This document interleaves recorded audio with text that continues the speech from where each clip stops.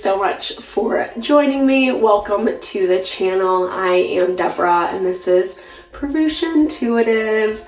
We are doing our morning messages reading. If you've been following along, I do these on the weekends just as a way to kind of honor, inspire, encourage, empower us towards whatever we need,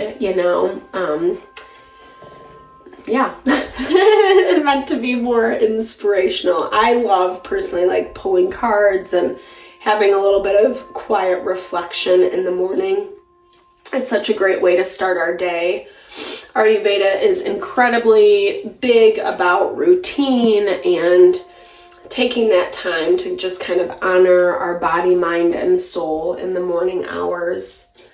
So with that, I'm going to light some Palo Santo, cleanse the energy. If you would like to receive, just be open. You can also light your own at home if you want to follow along. I bless you with pure love and light, pure source energy, pure loving grace. Allow the messages that come through to be heart honoring, the highest and best for those who listen. All right, so if you are watching in real time, we are moving into Mercury retrograde, the 21st of April. Retrograde often brings up issues, challenges around communication, miscommunications, things that aren't really understood or not being said. Things come to light. They can be tense depending on. I'll upload a video. I was intending to do that. I'll do it today. My goal is today or tomorrow. Give me a little grace. Either way it goes. So, it's that extra layer, that added value of why it is even a little more important to give ourselves that extra love, grace, tender, loving care. Be supportive. So I'm hearing this as not only supportive to yourself, but to those in your environment. We all have our stuff, right? We all have the challenges and whatnots of the day-to-day. And the more supportive that we can be, the more supportive energy that we receive. And like I said, that can extend, yes, to other people, but it's also to ourselves. We have to be willing to support ourselves in order to give and receive that support. And sometimes to me, support means like just not getting annoyed about the little stuff, just letting it be okay, letting it roll off, not taking it personally, not saying that thing that, gives your ego a boost, whatever. I think it's good to have healthy pride, but we want to make sure that it's tempered, because we do need love. We need love relationships. We need people around us that are nourishing and supportive. But again, it goes back to that rule of thumb that I was saying. We have to be able to love ourselves first before we can truly receive that. And which is, I love this, receive with love and appreciation. To me, this is a lot about connecting, even if you have nothing, if nothing's going right in your life, present moment, it's still finding those silver linings, those little gifts, values, whether it's a beautiful sunset, to be cliche, or just a stranger giving you that love, honoring you, having a pleasant interaction, coming across someone who gives you a smile, and we don't always receive that love from those in our environment. But I often find that when we express love, when we express through gifts, right? And gifts it's not necessarily something tangible, but I think it's like stepping into our power the way that we love. When we express our love through our gifts, It's beautiful what comes back in return, you know?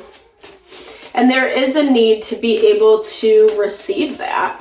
I feel like maybe if you're not feeling supported, if you're not feeling loved and appreciated by those around you, then look back and see the places that you aren't really supporting yourself, you know? Maybe it is just giving yourself more validation, understanding, appreciation for all that you do.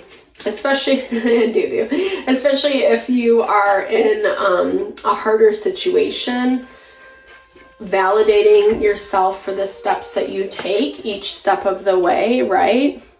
Keeping yourself grounded, King of Earth, sweetgrass, calling in that abundance, that blessing, but from a grounded space, right? Taurus, Virgo, Capricorn energy. I feel like this is more about you having that grounding component. Yep, finding your power through the Chariot. The Chariot is such stable empowerment as well. You know, it's not willy-nilly, it's not all over the place, etc. Mother of air, so Gemini, Libra, Aquarius. Motherwort, incredibly healing as well, but kind of ruthless in its own way, right? It's dealing with, there might be a power struggle that you're experiencing with someone else. You know, this might be some of the tension that's coming through. Queen of Swords communicates. Two of Cups. Love, partnership, harmony. So communicating from that space of love, right? Trying to be honoring, trying to be a person of integrity. Not always easy. It's easier said than done, right? But your intuition is picking it up. You know what you can feel. And regardless of wherever you're at with this person, it is about taking, you know, the higher road. It's about acting, from the sun. It's about acting out of that integrity. St. John's wort is so healing. It's like definitely it helps with, you know, any sadness or depression or challenges that we might have around a situation. Not allowing, you know, and when we stay stuck in that depression, in that sadness, then we're not allowing the change. And I feel like this change has to happen for you, especially because whatever you keep waiting on or hoping, or it's just in a very, very, very different spot. There's someone that is more focused on their own self, like their own happiness, successes, victory. And maybe you're not specifically in the equation, right? Oh, there's the Mother of Earth. So Mother of Earth. So it's interesting because we have the Mother, Father of Earth, but it's not connecting, right? They're not coming together. They're not able to because someone's just not there. They're having their own challenges, their own struggle, and whether or not they're blaming it on you or it's about you, I think at the same time, a lot of this is about you being able to still see it for what it is, have that analytical perspective, know what you're dealing with, and making your decisions accordingly. Which I know is easier said than done, right? Because we want to feel justified, especially when we feel like someone's not treating us right or fair or whatever it is. But that kind of goes back to that love component. When we're supportive of others, we receive support ourselves. And if we're blocking it and judging someone and shaming them and blah, blah, blah, you know, it's like, yeah, it's probably justified 100%, you know. But when we take that stance, it ends up just putting our energy into something that's like not worth it. It keeps us in that hamster wheel. It keeps us in that loop of woe is me. not allowing that healing, that new beginning that we talked about, right? It's conflict, it's refusal to move forward, not really wanting to see or deal with it. And it's actually keeping you stuck in the past, right? It's making life difficult. There's so much going on. So sometimes we put things on the back burner, we don't pay attention.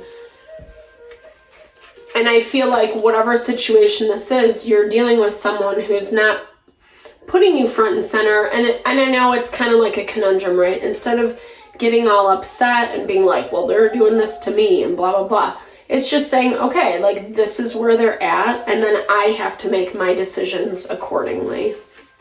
Having healthy boundaries, not toxic boundaries, right? Not shaming, penalizing someone for being in that position, but also being able to be honest about the position that they're in, you know, not forcing the issue, forcing the agenda, because that can get equally toxic, right?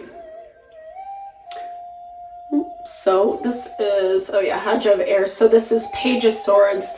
It's, you know, eventually things will have to come to the surface. That's just the nature of the beast. We're in Mercury retrograde, right? So even if someone's avoiding this or not wanting to deal or putting it on the back burner, more than likely it will come up during this time, you know? Yeah. But I think there's still, like I said, I mean, garlic is an incredibly potent medicinal substance, right? Food, however you want to call it, or, well, I don't even, but, you know, it really kind of just like, you know, or if you've ever been around someone who eats too much garlic, it's very potent, very pungent, right? It just kind of expels. It's an antimicrobial, right? Where it just cleans and purges out. But that can be, you know, challenging too. So we have, it's like, it's the conundrum between, so Page of Fire, Page of Air. Making a plan, seeing it through, having the strength and ability to do it and actually do it. And I'm not sure that this person, place, or thing that you're dealing with does. No shade to them, not good, bad, right, or wrong. I feel like sometimes people just want to kind of, you know, stick their head in the sand and pretend like it's not happening. And that's where I feel like there's a lot of fear here with this individual too, like fear of having the conversation, fear of what you're gonna say. Yeah, oh, very interesting. Ginkgo biloba, so it's all about stability. It offers us lessons filled with perspectives, perseverance, composure, and hope.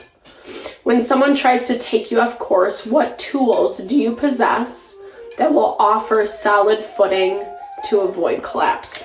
So powerful, right? And that kind of goes back to us claiming our power. You know, not the whole thing about like blaming or pointing the finger, fine, right? But you're still the person in control of your life, of your choices. And I think it's good to validate ourselves, what we're feeling, what we see about someone and how they're treating us and blah, blah, blah. But I think at the deeper layer of it is taking that extra step and saying, you know what, no matter what they're doing, what they're saying, what they think, how they're treating me, I still make the choices about what I'm going to do for me, myself, and I, right? To empower me, right? And that's what it's all about. So Indian pipe, it is a lot about presence, how we show up. It is more of an existential concept because we know who we are. We know our soul. 444 on the clock. I love that. But do we actually show up that way in our life? You know, like we're very good as humans saying we do X, Y, and Z, blah, blah, blah. But then when push comes to shove, is that actually what we're doing? Is that actually how we're showing up?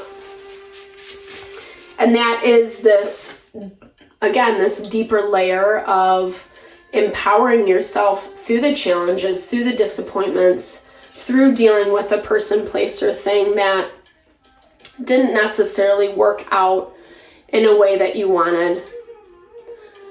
So the Lily says, what would happen if you embraced the chaos and removed your rigidity? Would you gain flexibility? And what if you de-emphasize differences? Would you gain connectivity? Such a powerful way to end this reading, right? It's actually interesting because when we do approach someone with love, understanding, support, it actually diffuses our frustration, anger, and annoyance, you know? Sometimes we just have to say, you know what? I'm just not going to get involved with that.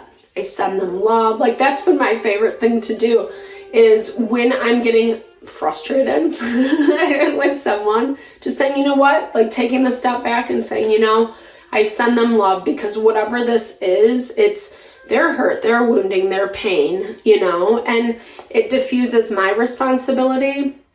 It helps me empathize and love that person more. And then it takes away the tension that was there in the first place, the frustration. I might not love certain things about the situation, but I still choose whether I give it my power or not. And that's what it's all about, right? Empowering ourselves is not giving away our power. Thank you so much for listening, your time, your energy, your love, support to the channel. I'm sending you so much love and blessings back your way. Definitely drop comments below. Let's build and grow the community, guys. I appreciate you.